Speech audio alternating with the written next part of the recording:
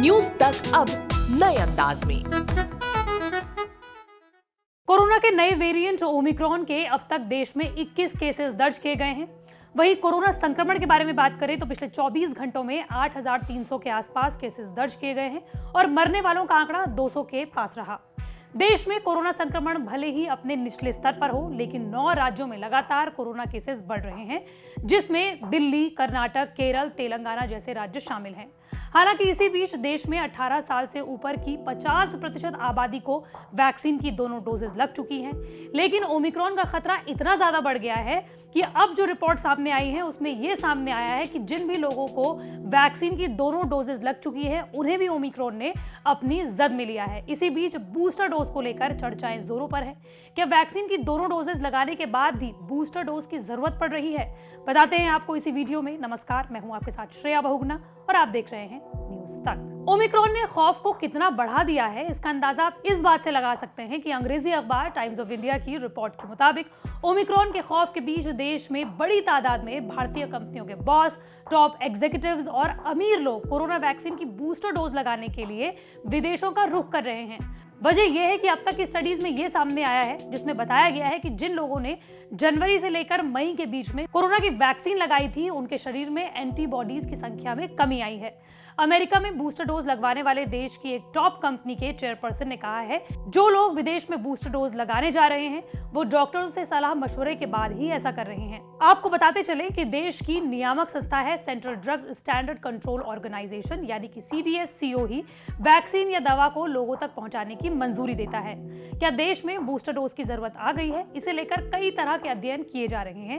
National technical group of immunisation यानी कि NTAGI, जो सरकार की ही दूसरी नियामक संस्था है, वो ये बताती है कि क्या देश में बूस्टर डोज की जरूरत पड़ गई है या नहीं पड़ी है।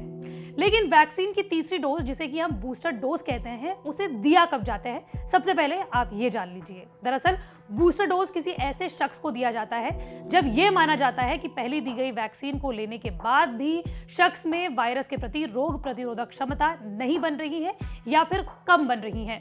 लेकिन बूस्टर डोज को लेकर इतनी बातें आखिर हो क्यों रही है, ये भी जान लीजिए। दरअसल कोरोना के ओमिक्रॉन वेरिएंट के बारे में कहा जा रहा है कि इस वेरिएंट से संक्रमित कई लोग ऐसे भी हैं जो फुली वैक्सीनेटेड थे, इसके बाद भी वो संक्रमित हो गए।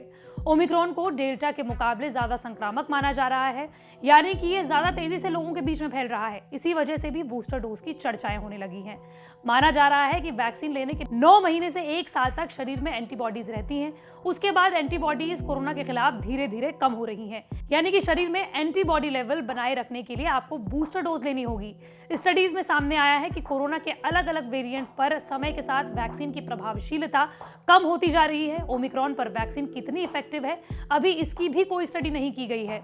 अगर वैक्सीन की प्रभावशीलता कम होती है तो बूस्टर डोज की जरूरत पड़ती है। तो फिर सवाल ये उठता है कि आपको भी वैक्सीन की दोनों डोजेस लगाने के बाद भी बूस्टर डोज लगानी होगी। आपको बता दें कि देश के एक्सपर्ट्स कहते हैं कि फिलहाल फ्रंटलाइन वर्कर्स, 60 साल से ज्यादा उम्र के लोग या फिर 45 साल से ज्यादा उम्र के वो लोग जो 2 बीमारियों से जूझ रहे हैं, कुल मिलाकर जिनकी इम्यूनिटी कम है, उन्हें बूस्टर डोज लेने की जरूरत पड़ेगी। 2 दिसंबर को सीरम इंस्टीट्यूट ऑफ इंडिया, जो कि कोविशील्ड को प्रोड्यूस कर रहा है भारत में, उसने भी भारत में बूस्टर डोज के रूप में कोविशील्ड वैक्सीन के लिए ड्रग रेगुलेटर से मंजूरी मांगी थी। सीरम इंस्टीट्यूट ने वैक्सीन की पर्याप्त डोज का हवाला देते हुए बूस्टर डोज के रूप में वैक्सीन के लिए मंजूरी मांगी थी।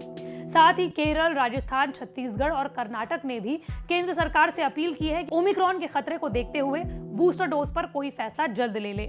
माना जा रहा है कि अगले 15 दिन के भीतर सरकार बूस्टर डोज पर गाइडलाइन जारी कर सकती है। लेकिन अगर आपको लगता है कि जो वैक्सीन की दोनों डोजेज लगा ली हैं वो बेअसर हो चुकी हैं, तो आप गलत हैं। क्यों? दरअसल समय के साथ साथ शरीर में एंटीबॉडीज की संख्या कम होती जाती है, इस वजह से ही बूस्टर डोज दी जाती है। लेकिन इसका मतलब ये बिल्कुल नहीं है कि अगर आपने वैक्सीन की दोनों डोजेज लगा ली हैं तो वो बेअसर हो गई हैं।